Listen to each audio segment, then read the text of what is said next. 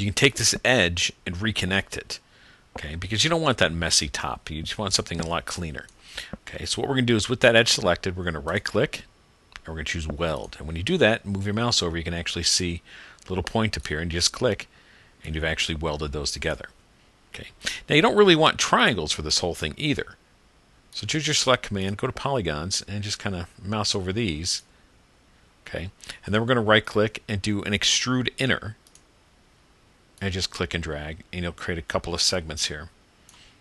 That's going to be a little bit easier to work with because then you can actually take these, choose the move tool, and just move that up and round it out.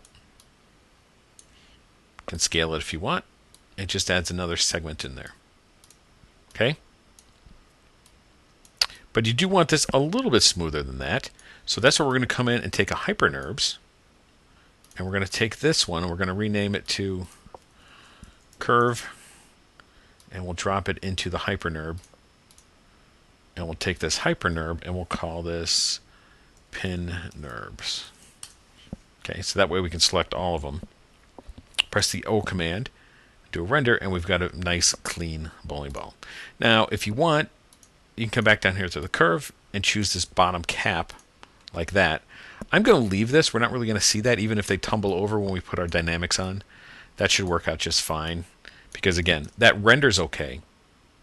It's just something that wasn't very workable to edit when we were at the top of the model.